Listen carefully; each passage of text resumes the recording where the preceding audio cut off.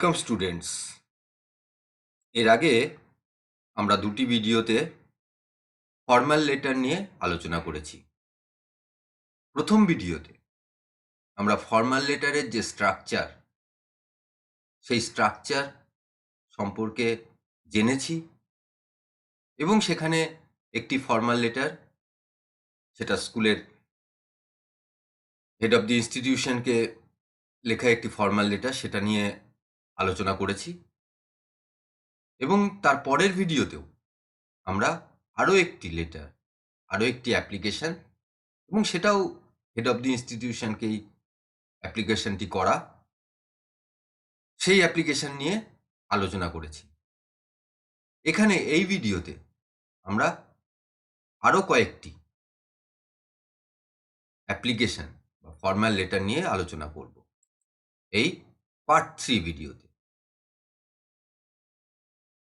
প্রথমেই আমরা দেখে নিই যে আমরা যে অ্যাপ্লিকেশন করব সেই অ্যাপ্লিকেশন কোন বিষয়ের উপর, অর্থাৎ কোশ্চেন কি। Write a letter to the head of the institution of your school requesting him to organize a science exhibition in your school. অর্থাৎ স্কুলে একটি সায়েন্স এক্সিবিশন অর্গানাইজ করতে চাও, সেই বিষয়ে হেড অফ দি ইনস্টিটিউশনকে একটি লেটার তুমি লিখবে।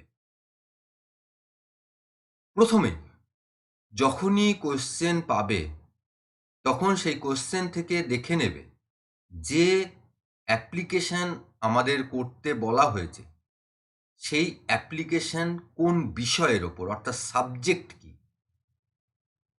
এই সাবজেক্ট অবশ্যই তোমাদের জানতে হবে, কারণ সেই বিষয়ের ওপরই চিঠি তোমরা অ্যাপ্লিকেশনটি লিখবে।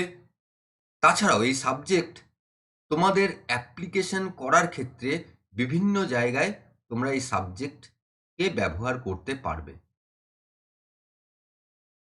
তাহলে দেখে নিই, এখানে দেখো subject to organise a science exhibition in your school, এই বিষয়ের ওপর তোমাদের অ্যাপ্লিকেশন করতে বলা হয়েছে। তাহলে শুরু করি। প্রথমেই আমরা দেখে নেব যে আমাদের যে ফর্মাল লেটার লিখতে বলা হয়েছে তার স্ট্রাকচার, সেই স্ট্রাকচারটি আমরা দেখে নেব, কারণ আমাদের অ্যাপ্লিকেশন বা ফর্মাল লেটার সেই স্ট্রাকচার অনুযায়ী আমাদের সাজাতে হবে। প্রথমেই জানি আমরা একদম বাঁ দিকে কোনায় থাকবে রিসিভার্স ডিটেলস, তারপরে সাবজেক্ট, তারপরে স্যালিউটেশন, তারপরে body of the letter, subscription, signature, date and place এবং সেন্ডার্স ডিটেলস। তাহলে আমরা দেখে নিই এই পয়েন্ট অনুযায়ী আমরা পরপর আমাদের অ্যাপ্লিকেশন লিখতে শুরু করব। প্রথমেই দেখো রিসিভার্স ডিটেলস, অর্থাৎ যাকে অ্যাপ্লিকেশন করতে বলা হয়েছে তার ডিটেলস। এক্ষেত্রে হেড অফ দি ইনস্টিটিউশনকে, সেক্ষেত্রে যদি হেডমিস্ট্রেস হয় হেডমিস্ট্রেস, টিচার ইনচার্জ হলে টিচার ইনচার্জ। আমরা এখানে ব্যবহার করেছি কি, দ্য হেডমাস্টার। এরপর কোন ইনস্টিটিউশনের তিনি হেড, সেই ইনস্টিটিউশনের নামটি আমাদের দিতে হবে, তারপরে তার অ্যাড্রেস। এটা আমরা আগেও জেনেছি, আগে যে দুটো অ্যাপ্লিকেশন নিয়ে আলোচনা করা হয়েছে, দুটো ফর্মাল লেটার নিয়ে আলোচনা করা হয়েছে, সেখানেও এইভাবেই কিন্তু রিসিভার্স ডিটেলস আমরা কমপ্লিট করেছি। এরপর সাবজেক্ট, সাবজেক্টের ক্ষেত্রে দেখো আমরা যখনই আমরা কোশ্চেন পেয়েছি সেই কোশ্চেনে আমরা যে সাবজেক্ট পেয়েছি, যে বিষয়ের ওপর লিখতে বলা হয়েছে, সেটা কিন্তু আগে থেকেই আমরা আইডেন্টিফাই করে রেখেছি। সেই সাবজেক্টটিকে কাজে লাগিয়ে আমাদের এখানে সাবজেক্ট আমরা লিখব, prayer for organising a science exhibition. সেখানে দেখো সাবজেক্ট যেটা আমরা কোশ্চেনে পেয়েছিলাম, to organise a science exhibition in your school. আমরা এখানে প্রেয়ার, এটা এই যে ওয়ার্ডটি, প্রেয়ার ওয়ার্ডটি আমরা এখানে যোগ করলাম। Prayer for organising a science exhibition.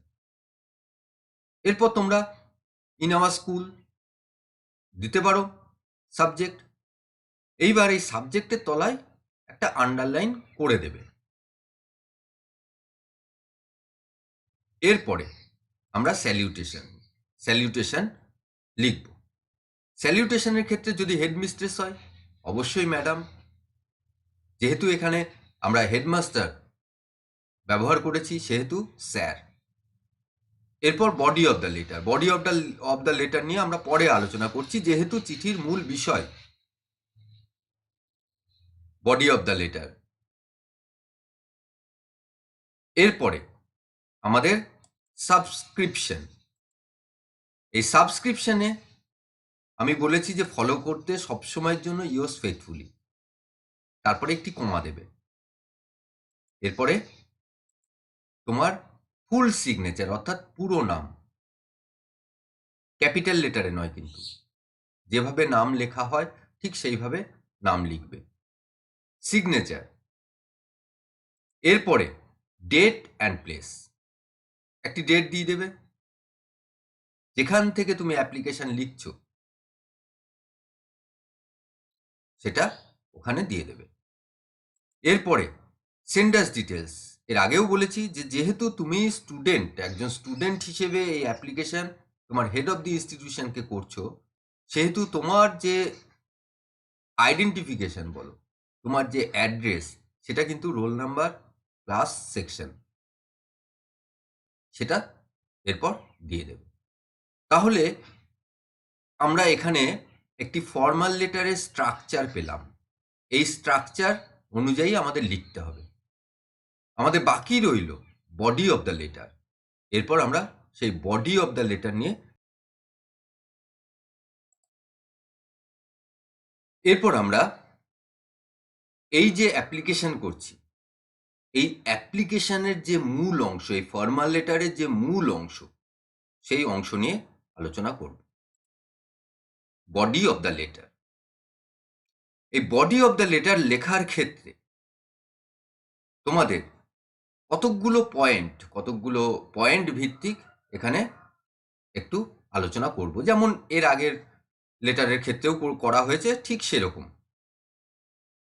প্রথমেই ইয়োর প্রবলেম, তোমার যে সমস্যা বা অনুরোধ, অর্থাৎ কোশ্চেনে যে সাবজেক্টের ওপর তোমাকে লেটার লিখতে বলা হয়েছে সেই সাবজেক্টই কিন্তু এখানে উল্লেখ করতে হবে।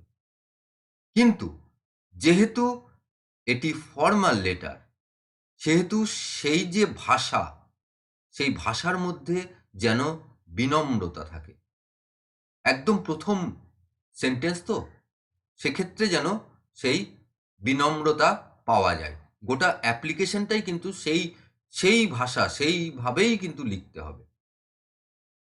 তাহলে প্রথমেই দেখো, এর আগের লেটারগুলোর ক্ষেত্রেও যেমনভাবে আরম্ভ করা হয়েছিল, এক্ষেত্রেও সেইভাবেই আরম্ভ করা হলো, উইথ ডিউ রেসপেক্ট। এইবার দেখো, এই যে অ্যাপ্লিকেশন, এই যে ফর্মাল লেটার তোমরা যে লিখবে, সেগুলো দু ধরনের হয়। এক ধরনের হচ্ছে তুমি তোমার ইন্ডিভিজুয়াল প্রবলেম, অর্থাৎ ব্যক্তিগত সমস্যা, ব্যক্তিগত অনুরোধ বা আর্জি, সেটা জানিয়ে অ্যাপ্লিকেশন করা। যেমন ধরো তুমি বেশ কিছুদিন স্কুলে যাওনি, তোমার ছুটি মঞ্জুর করার জন্য,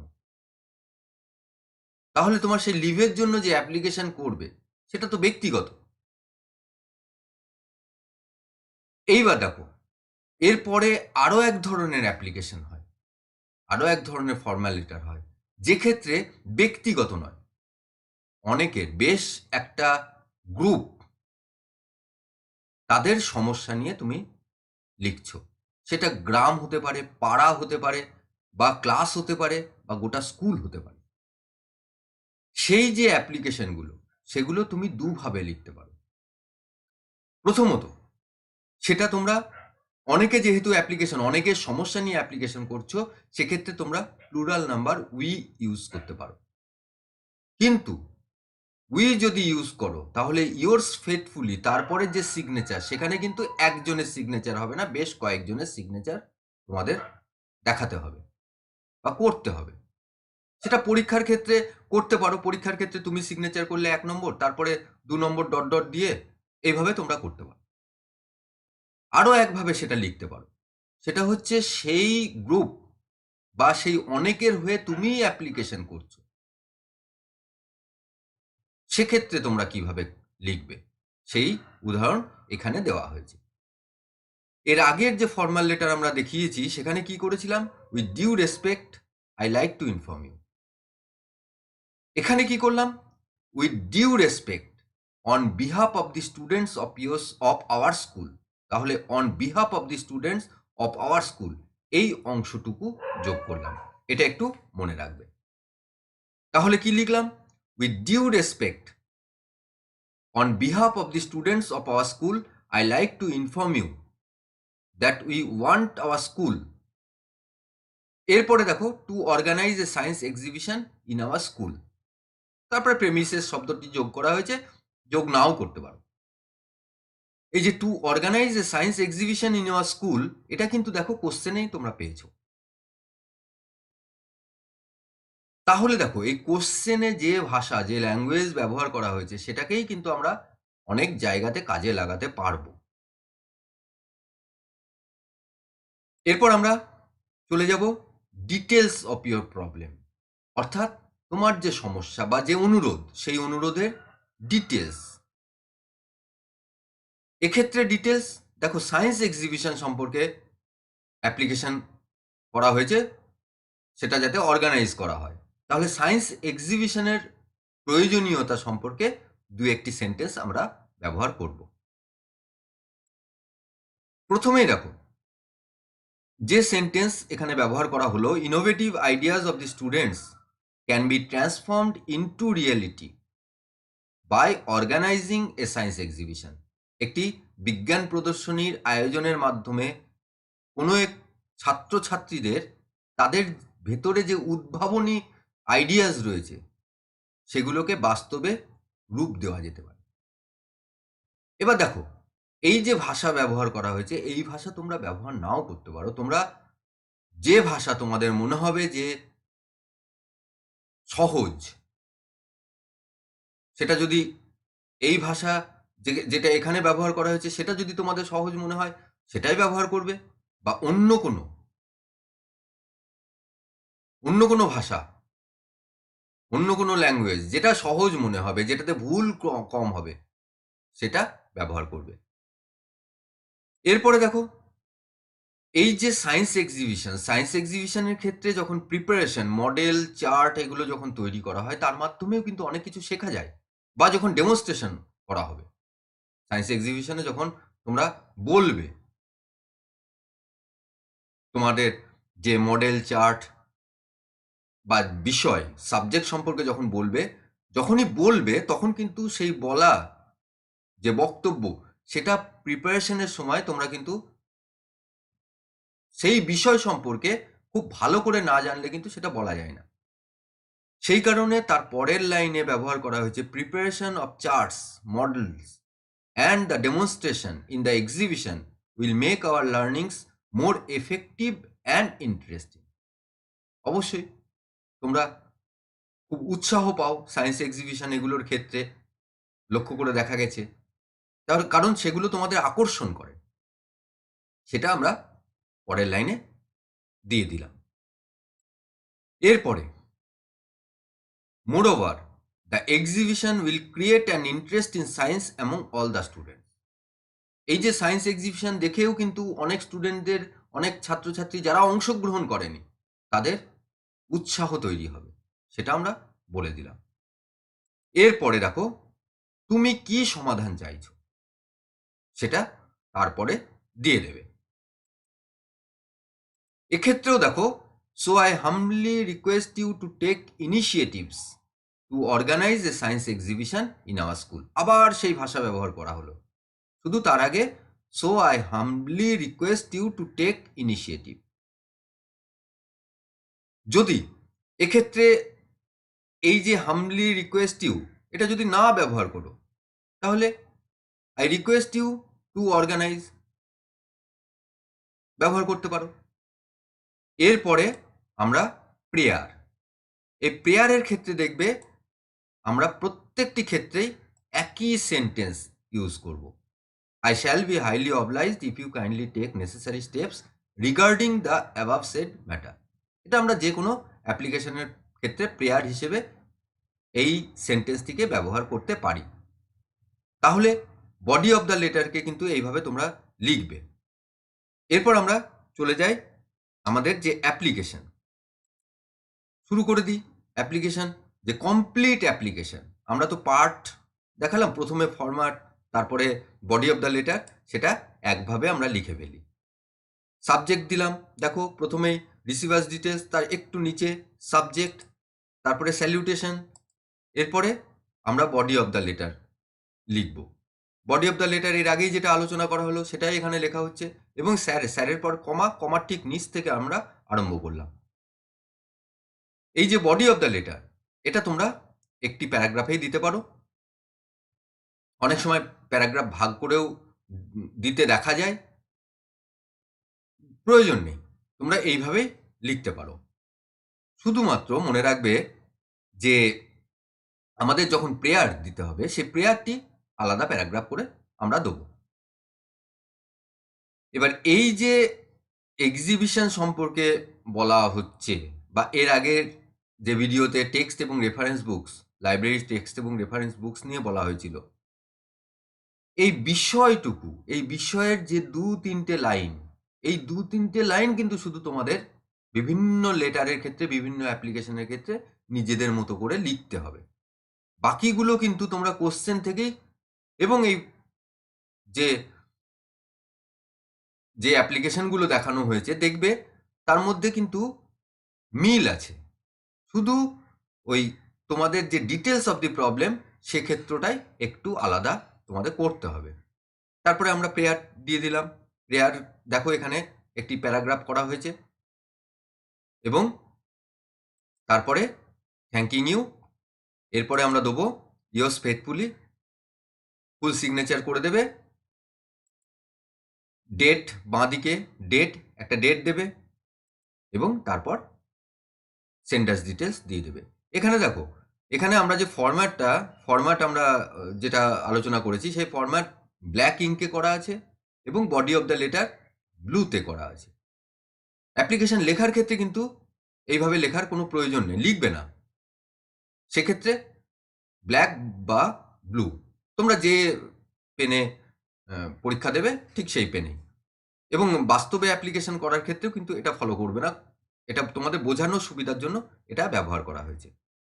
তাহলে একটি লেটার রাইটিং আমরা কমপ্লিট করলাম।